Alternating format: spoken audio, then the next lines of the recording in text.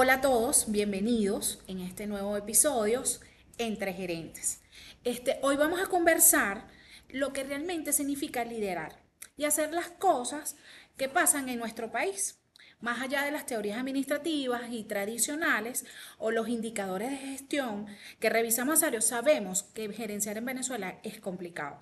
Y para eso para hablar de eso, hoy tenemos en nuestro equipo un invitado de lujo.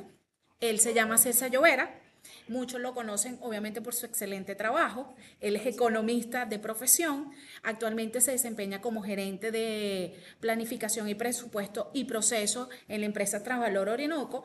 Pero hoy también queremos que conozcan, más allá al estratega, queremos conocer al líder, ¿no? Al que cómo mantener un poco la gente motivada, además de lo fantástico o empedernido, que nos cuentes un poquito sobre ti, menciónanos un poquito tu hobby, cuál es tu deporte, o qué te interesa en todo este campo, ¿no? Qué gusto tener nosotros por aquí. En este momento tenemos Gracias. a Gabriel Mujica, él es ingeniero químico, y en mi persona, Evelina Mobresú. ¿Cómo estás? ¿Cómo estás hoy? Muy bien, Evelina, muy bien. Primero, bueno, gracias por la invitación y bueno, y por ese preámbulo. Me gratifica muchísimo escucharlo. Al final es parte del trabajo y de los años que uno ha invertido en todo la experiencia que uno ha podido desarrollar y a través de distintas instituciones donde uno ha estado. Agradecido de verdad por la invitación y bueno, aquí estoy A ti. para aclarar cualquier duda y para tener una conversación amena, porque más que de que algo tan rígido y formal, la idea es que podamos interactuar un rato y conversar acerca Exactamente. de nuestras experiencias y las de ustedes, porque al final las de ustedes también son valiosas siempre. Eso es una de las cosas más valiosas cuando eres gerente. Es esa forma en la cual te nutre el equipo de trabajo, que siempre tienes que aprender algo desde el aprendiz que está llegando hasta la persona que tiene un poquito más experiencia. Entonces, pues nada, todos suyos. Ay, claro. Buenas tardes, ¿qué tal? Lina, César. Bueno, César, un placer tenerte aquí con nosotros. Oye, sabes que yo soy ingeniero químico. Soy ingeniero químico y he trabajado en varias empresas, obviamente con varios grupos de trabajo, varios jefes. Y mi hermana me dijo, oye, tú deberías estudiar para gerente, porque a ti te gusta mandar a la gente. Obviamente eso no es tan así, pero me lleva a esta pregunta. ¿Cómo llegaste tú a ser gerente? ¿Fue algo que tú planeaste? ¿Te lo puso la vida? Miren, a ver, yo me gradué bastante joven, de economista a los 22 años ya estaba graduado y de allí, bueno, salí a buscar empleo. Yo soy del interior del país, de Guárico, allá me gradué y me vine inmediatamente para Caracas, ¿no? En esa búsqueda de empleo, más o menos, digamos que ese primer empleo ideal llegó ya posterior a los 2 años de haberme graduado. Llegó como un empleo en una gran organización, en ese momento una organización pública, y allí, fíjate, era una institución que había nacido para, digamos, administrar todas las empresas básicas de Guayana, ¿ok? Tremendo reto, ¿no? Sí. Y entro y gano un concurso público y quedo dentro de un área de planificación y presupuesto. Y fue como, digamos, ya mis primeros pininos exactos en un área que ya vendría a marcar lo que sería el resto de mi vida profesional, ¿no? Dentro de esa área, digamos, el camino fue bastante corto Ok. para llegar a gerente. Digo corto porque, bueno, a veces mucha gente tarda muchísimos años en poder alcanzar una posición de gerencia, y yo entré y a los 2 años ya estaba asumiendo el primer reto empresarial, ¿no? Como director bajo el Wow. esquema de la administración pública, no es gerente, sino director por lo general. Y asumí, digamos, mi primer reto, un gran reto. Recuerdo que mi jefe, que fue como la persona que me formó, digamos, en Como tu esa área, mentor. sí, como ese primer mentor, una persona de muchísimo conocimiento, eh, digamos que seguí sus pasos cuando él sale de la posición que estaba.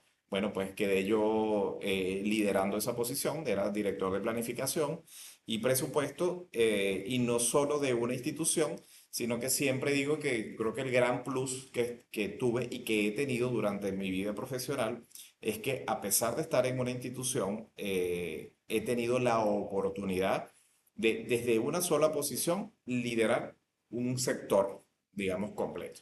En este caso, este órgano era un órgano tutelar de todas las empresas básicas de Guayana y habían por lo menos 70 empresas debajo, ¿ok? De distintas naturalezas, de Tremendo distintos reto, ¿no? sectores. Y digamos, la unidad de planificación y presupuesto era encargada de recabar toda la información de planes operativos y presupuestos y consolidarla y llevarla al nivel más macro. Entonces, fue, digamos, a pesar de ser el punto de partida, la verdad no era que lo estaba esperando, por supuesto, siempre todos trabajamos para, ¿ok? Pero creo que me llegó muchísimo más rápido tal vez de lo esperado. Y a partir de ese momento comencé a, literalmente después de allí, lo que vinieron fue más y más oportunidades entre una institución y otra, luego algunas privadas, continué en otras públicas, pero el reto seguía incrementándose de magnitudes. Luego de esa posición, eh, tuve muchísimos cargos de otro nivel aún más alto, pasé de estar en una institución a consolidar todo lo que era, a estar en una posición donde consolidabas todo el plan operativo anual y el presupuesto de toda la nación.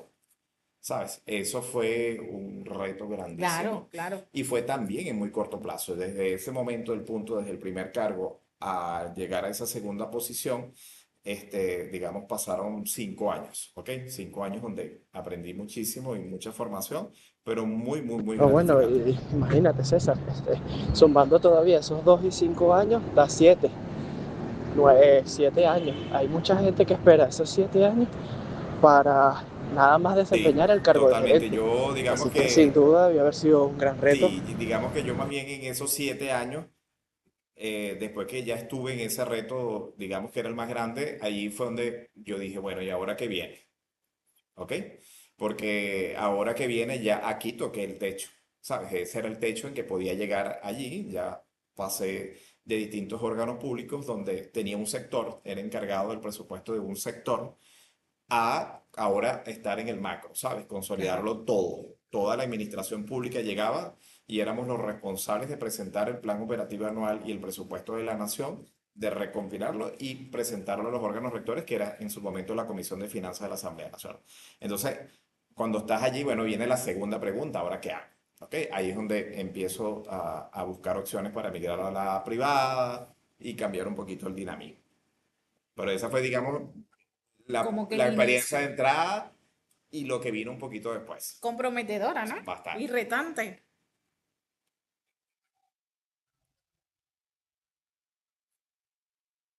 Sí, bueno, mucho. La verdad que cuando estás en esas posiciones y te vienen llegando otras y otras, ¿sabes? Como que sin parada tú dices, bueno, en algún momento te preguntas, ¿será que estoy en capacidad de asumirlo? Además pasaba que no era en una sola institución fija, pasabas de una a Ah, otra con otras personas, con otro equipo de trabajo, que allí creo que es donde consigues el mayor reto, ¿sabes? Yo creo que el mayor reto está en la gente, los equipos de trabajo cuando llegas a una gerencia o a una posición, siempre tienen mucha resistencia, ¿ok? Creo que es lo más que fue el reto tal vez más grande. y no solo eso, sino es que era muy joven. Además, Además, sí, bueno, fíjate, en todo ese recorrido no llegaba a 30 años todavía. eh, es Entonces, muchacho todavía. eres bastante joven y además que cuando tú, también le tienes que pasar a Evelina, porque cuando tú sales, cuando tú estudias como una carrera tan formal, porque Evelina también es economista, cuando estudias una carrera tan formal como que economía Sí, y sí, sí. eres economista, ¿ok? Sí. La gente cuando llegas tiene la perspectiva del señor, ¿sabes? Casco Mayor, blanco. experimentado. Es como cuando llegan unos jovencitos, ¿sabes? Todavía sin canas en la barba y todo aquello, la gente dice, wow, ¿será que tienen, ¿sabes? Ese potencial, Ese lo ves, potencial y exacto. la experiencia para asumir esto? Porque la Ujú. gente primero te juzga tal vez por lo que ves. ¿no? Y luego por el desempeño, y eso me pasó muchísimo en primer tiempo, la gente me veía tan joven en unas posiciones que fui escalando tan rápido que, oye, la gente Dudan de tu duda. capacidad. Y además que cuando entonces manejas equipos de trabajo que todos son mayores que tú. Eso es un gran reto también. Es un gran reto. Ese es de los grandes retos. Sí. Bueno, ya que nos hablas un poco sobre tus diferentes experiencias, sabes que hay mucha gente que dice que el que gerencia en Venezuela, gerencia en cualquier parte del mundo, precisamente por las muchas situaciones que se ven aquí en el país, tanto económicas como sociales, tema de servicios y todo eso. ¿Qué nos puedes contar tú al respecto de esta opinión? Sí, mira, sin duda, yo creo que si desde ya antes de la crisis era un reto gerenciar en Venezuela, post-crisis, por supuesto que es un reto aún mayor, ¿ok?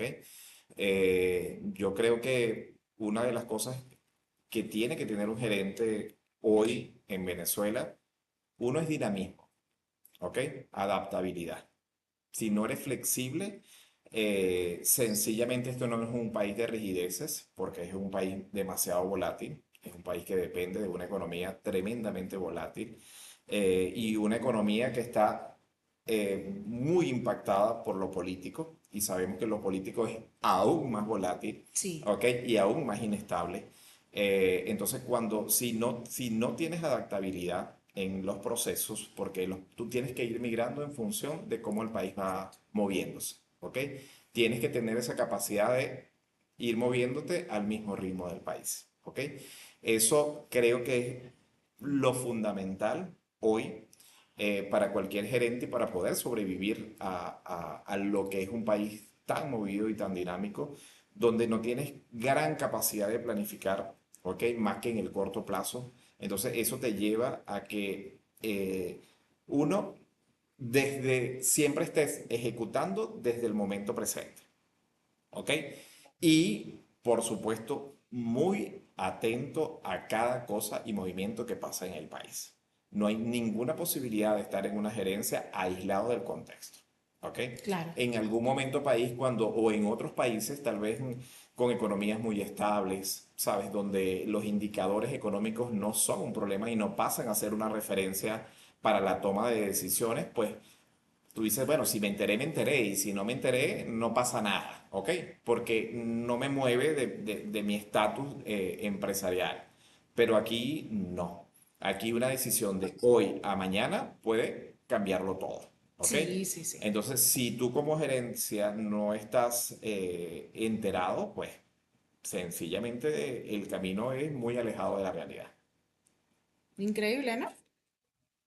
Ajá, ahora bien, cuéntanos, en virtud de tu experiencia, ¿qué proyecto no te salió bien?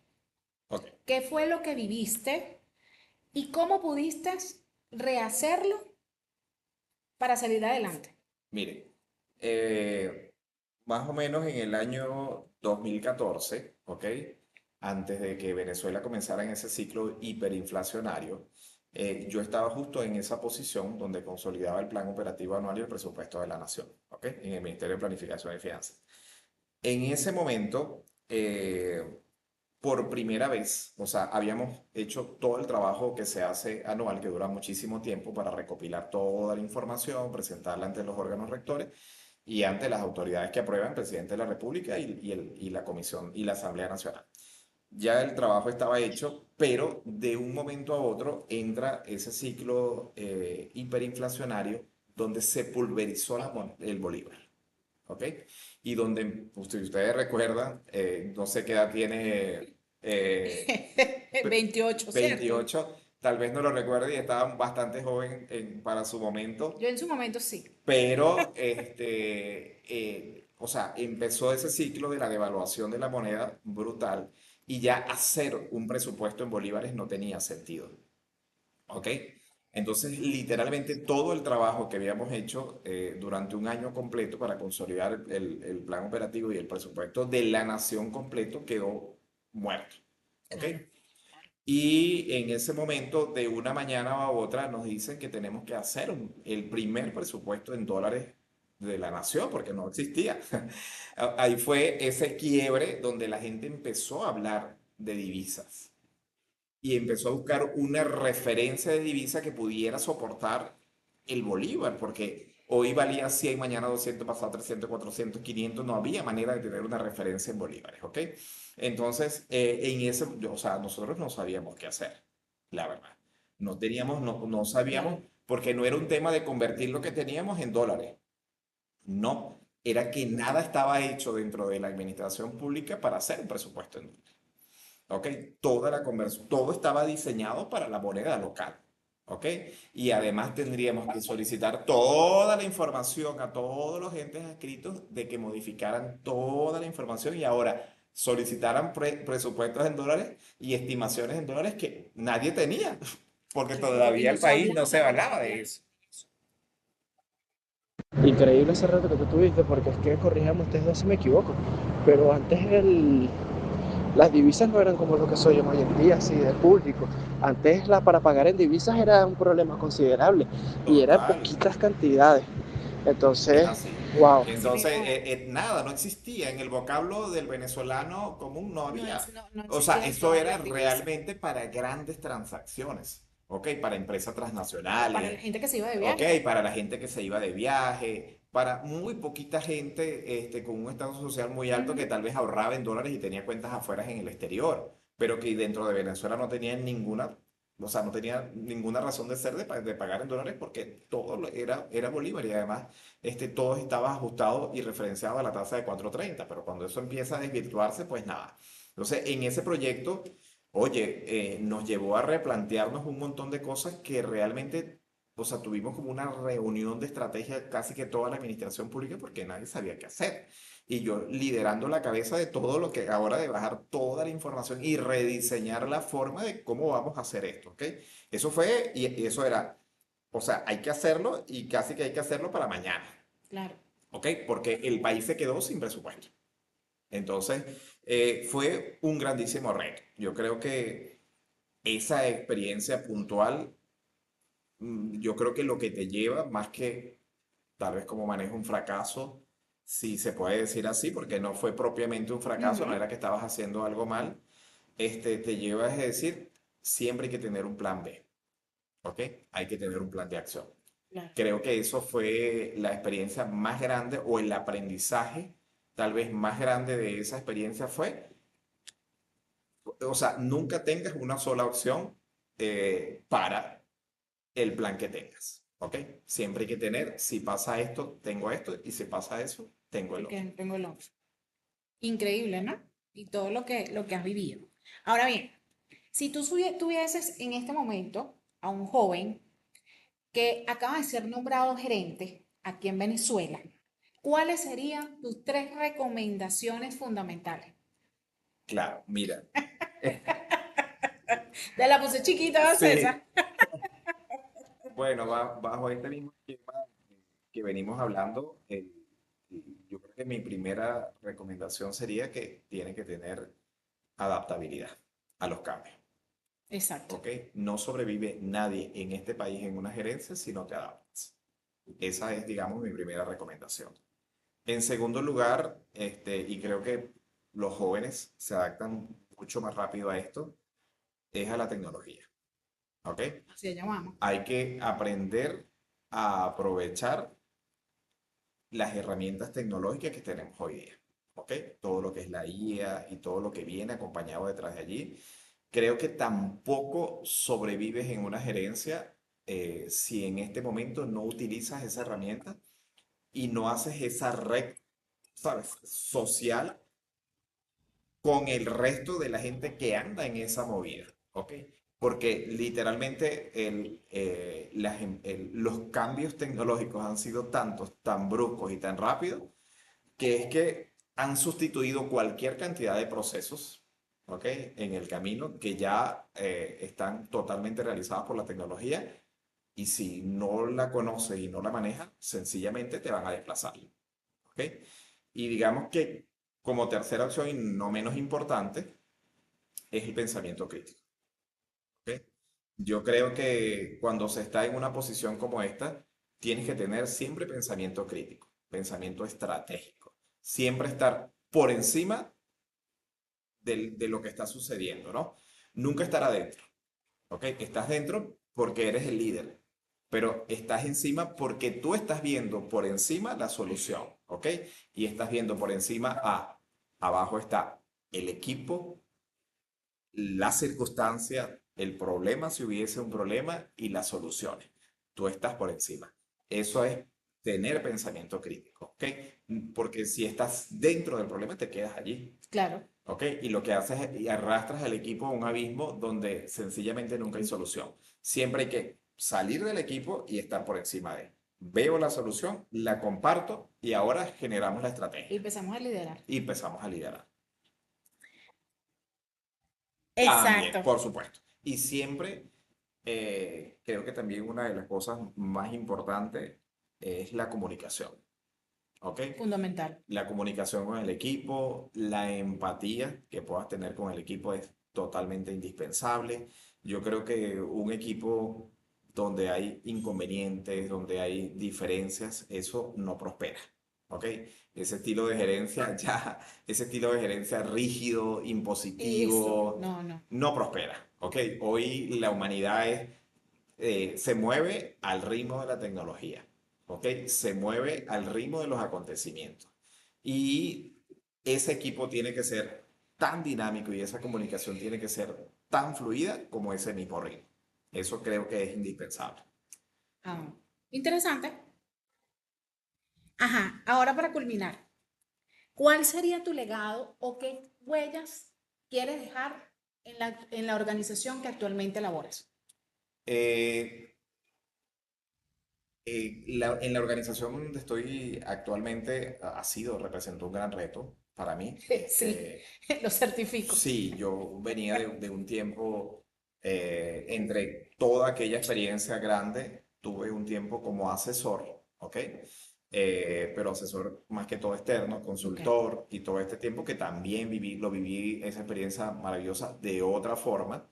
Y luego volví a esta experiencia, que más allá de Trasvalor es un grupo de empresas más grandes que Trasvalor. Ujú. Y creo que el gran reto acá es que las empresas entiendan la red de comunicación y que se vean como un grupo, porque realmente pertenecemos a un gran grupo de Exacto. empresas, ¿ok? Un corporativo. A un corporativo. Y acá todavía no hay cultura de corporativo, ¿ok? Todavía nos vemos como aislados, como pedacitos, ¿ok? Como islas. Ok, como isla, y creo que Ujú. el gran reto en lo personal que hemos venido trabajando desde que ingresé en diseñar la estructura organizativa para que sea dinámica y para que se adapte a ese concepto de grupo, aún falta mucho más y creo que, digamos que el gran legado que querría dejar y me iría bastante satisfecho es generar, ¿ok? Sí, esa expectativa de que todos los que están dentro ahora nos veamos como un solo grupo y entendamos que cuando somos un grupo, las decisiones se toman en colectivo. Eso. El aprovechar el talento también es en colectivo. Lo que tú tengas donde tu fortaleza la tomo yo porque estoy al lado tuyo, no soy distinto. No, no estoy compitiendo contigo, sino tomo tu fortaleza y la hago mía porque soy parte de ese grupo. Entonces, eso creo que es el legado más grande que podría dejar en estas empresas. Bueno, César, súper agradecida contigo por contarnos un pedacito en estos minutos de tu experiencia. Otra cosa, Gabriel, que quieras agregar. Bueno, César, la verdad que increíblemente agradecido por tu tiempo, una muy fructífera conversación. De verdad que yo tenía una perspectiva sobre lo que era ser gerente. Aquí lo importante, de verdad que muchísimas gracias por la atención de esta entrevista. Y por último, lo que queremos llevar a cabo es un mensaje bastante corto y es gerenciar en la incertidumbre no es solo administrar recursos, es liderar la esperanza y construir el país que viene. De verdad que muchísimas gracias, Gabriel. Muchísimas gracias, César. Gracias a ustedes. Nos vemos en otra oportunidad. Y bueno, nada, esto ha sido todo lo que comprende la entrevista. Gracias a ustedes por la oportunidad y bueno, espero que nos sigamos viendo. Claro que sí. Chao, Gabriel. Hasta luego, Gabriel.